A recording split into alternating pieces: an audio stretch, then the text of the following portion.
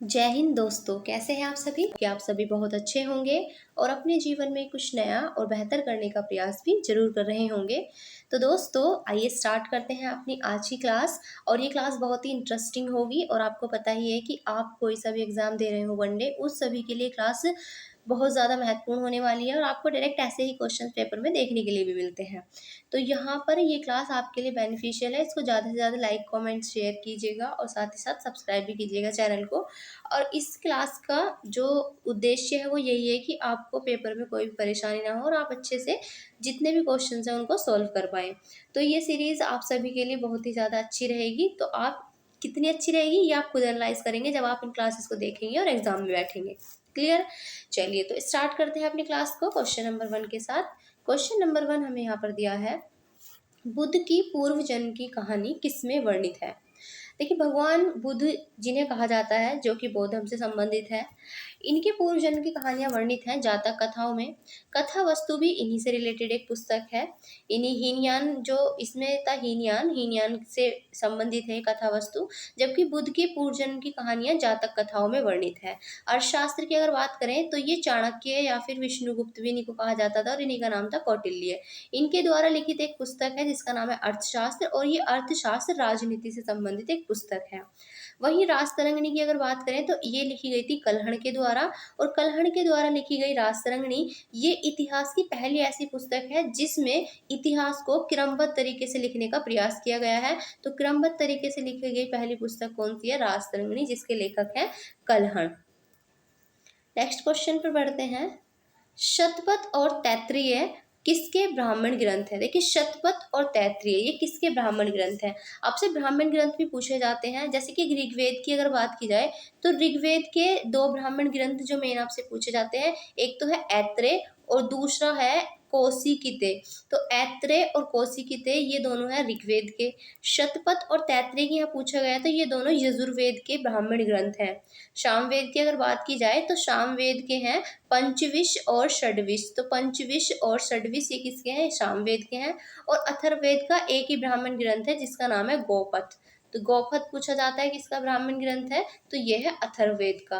अथर्ववेद ये सबसे नया वेद, ये सबसे बाद का वेद भी हम इसको कहते हैं। और ऋग्वेद जो है इसको वेदों का वेद कहा जाता है या फिर सबसे पुराना वेद कहा जाता है। तो यहाँ पर हमसे पूछा था शतपथ और तैत्तिरीय, तो ये है यजुर्वेद के ब्राह्मण ग्रंथ। नेक्स्ट बढ़ते हैं अगले क्वेश्चन पर। राष्ट्रीय मानवाधिकार आयोग की स्थापना किस वर्ष की गई थी? देखिए, राष्ट्रीय मानवाधिकार आयोग की स्थापना 1993 में की गई थी। राष्ट्रीय मानवाधिकार आयोग में एक तो अध्यक्ष होता है और 5 इसके अंदर सदस्य होते हैं, ये भी याद रखिएगा। और इसका कार्यकाल 3 वर्ष का होता है या फिर 70 साल की उम्र, जो भी पहले हो जाए वो इसका कार्यकाल होता है। और जो राष्ट्रीय मानवाधिकार आयोग के सदस्य होते हैं, वो एक बार इनकी नियुक्ति अगर इसमें हो जाती है तो फिर वो भारत सरकार के अधीन किसी और पद पर काम नहीं कर सकते, यानी कि और कोई पद वो ग्रहण नहीं कर सकते हैं। हालांकि जिस पद पर वो है उस पर उन्हें दोबारा नियुक्त किया जा सकता है। नेक्स्ट क्वेश्चन है, ब्रेल लिपि दिवस कब मनाया जाता है? देखिए, ब्रेल लिपि दिवस, ये जो लुई ब्रेल थे एक व्यक्ति, इन लुई ब्रेल के द्वारा एक लिपि का निर्माण किया गया था जिसका नाम है ब्रेल लिपि।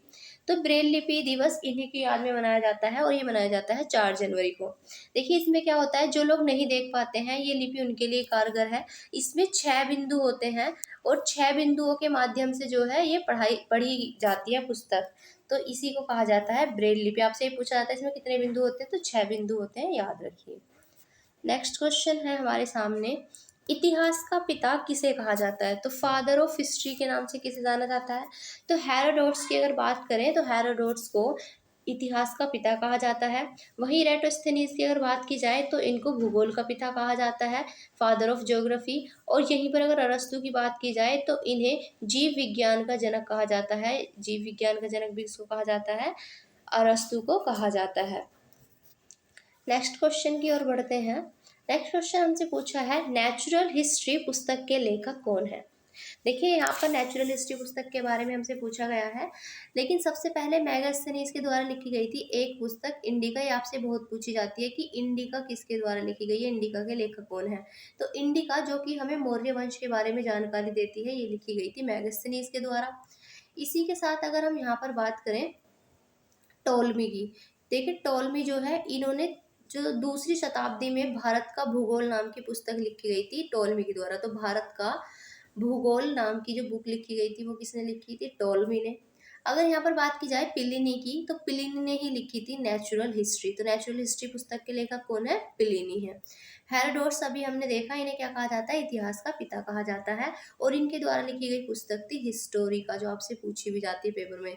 तो हिस्टोरिका किसने लिखी थी? हिस्टोरिका हेरोडोटस के द्वारा लिखी गई थी, जिनको फादर ऑफ हिस्ट्री के नाम से जाना जाता है। नेक्स्ट क्वेश्चन हमसे पूछा है, सती प्रथा का पहला साक्ष्य, पहला जो लिखित साक्ष्य है वो कहाँ से मिलता है? तो यहाँ पर देखिए सबसे पहले बात की गई है एरन अभिलेख की।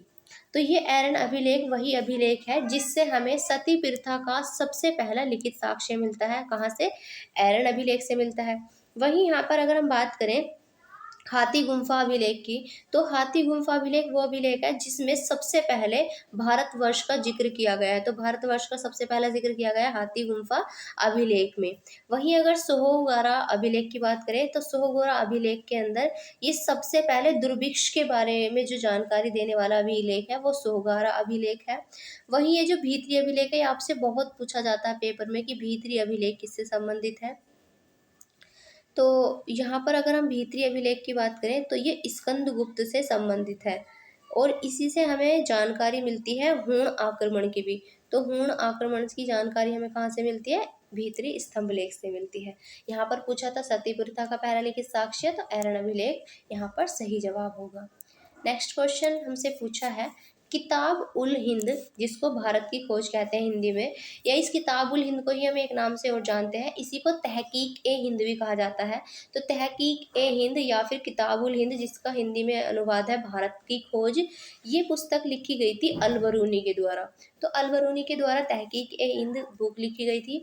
और अलबरूनी जो है ये भारत आया था महमूद गजनवी के साथ। तो महमूद गजनवी के साथ भारत आने वाला कौन था? अलबरूनी था। वहीं इब्न बतूता की अगर बात की जाए तो इसके द्वारा लिखी गई थी रेहला।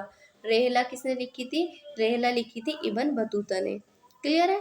चलिए आगे बढ़ते हैं नेक्स्ट क्वेश्चन पर। क्वेश्चन नंबर 9 हमें दिया है, डाइमेकस किसके दरबार में आया था? देखिए जो डाइमेकस है ये सीरियन नरेश एंटियोकस का राजदूत था। सबसे पहले तो आपको ये पता होना चाहिए था ये कौन है। तो ये जो सीरिया के राजा थे एंटियोकस, उनका क्या था? राजदूत था, जो कि आया था बिंदुसार के दरबार में। किसके दरबार में आया था? ये बिंदुसार के दरबार में आया था। और इसका जो वर्णन है वो भी किससे संबंधित है? ये मौर्य साम्राज्य से संबंधित इसका वर्णन मौर्य साम्राज्य से संबंधित वर्णन कौन करता है? डाइमेकस के द्वारा किया गया है। क्लियर है? और चंद्रगुप्त मौर्य के दरबार में आया था कौन? तो ये आया था मैगस्थनीज आया था चंद्रगुप्त मौर्य के दरबार में, ये भी याद रखिएगा। क्लियर है? और अगर बात करें यहाँ पर अशोक के दरबार में कौन आया था, तो अशोक के दरबार में आया था एक राजदूत, ये इसका नाम था डायोनोसियस। तो डायोनोसियस इसके में आया था, डायोनोसियस आया था, डायोनीसियस ये आया था अशोक के दरबार में। ये किसका राजदूत था? तो ये था मिस्र के राजा टोलमी फिलेडेल्फस का राजदूत था डायोनोसियस। क्लियर है? चलिए हमसे पूछा है डायमेकस, तो आया था बिंदुसार के दरबार में, जो कि किसका राजदूत हुआ करता था? तो ये सीरिया के जो नरेश थे एंटियोकस, उनका राजदूत था। नेक्स्ट क्वेश्चन देखेंगे, मत्स्य पुराण किस वंश से संबंधित है? देखिए पुराणों की संख्या अगर आपसे पूछा है कि कितने पुराण है, तो पुराण है टोटल 18। तो पुराणों की संख्या है 18, और इनमें जो सबसे पुराना पुराण होता है वो है मत्स्य पुराण। तो ये जो मत्स्य पुराण है आपसे पूछा गया है कौन से वंश से संबंधित है, तो मत्स्य पुराण संबंधित है आंध्र सातवाहन वंश से संबंधित है। और यहाँ पर जो मौर्य वंश दिया है, इस मौर्य वंश से संबंधित हमें जानकारी मिलती है विष्णु पुराण में। विष्णु पुराण में किससे संबंधित जानकारी मिलती है? मौर्य वंश से। और गुप्त वंश से संबंधित जानकारी हमें मिलती है वायु पुराण से। और यहाँ पर पूछा है मत्स्य पुराण से किस वंश के बारे में मिलती है, तो आंध्र सातवाहन वंश। और देखिए जो आंध्र सातवाहन वंश था ये फेमस है सिक्के चलाने के लिए, कौन से वाले? शीशे के सिक्के। तो जब आपसे पूछा जाएगा कि शीशे के सिक्के सबसे ज़्यादा किसने चलाए थे, तो आंध्र सातवाहन वंश के द्वारा शीशे के सिक्के सबसे ज़्यादा चलाए गए थे। क्लियर है? चलिए तो आज की क्लास में इतने ही क्वेश्चंस रखते हैं। कमेंट में ज़रूर बताइएगा कि आपको ये क्लास कैसी लगी। और अगर आप चाहते हैं कि पीडीएफ भी मिले आपको इस क्लास की, तो आप टेलीग्राम लिंक आपको डिस्क्रिप्शन में मिल जाएगा, आप वहाँ से टेलीग्राम को ज्वाइन कर सकते हैं और पीडीएफ का लुत्फ़ भी उठा सकते हैं। फिर मिलेंगे कल एक नई वीडियो के साथ, तब तक के लिए अपना ध्यान रखिएगा। जय हिंद, जय भारत।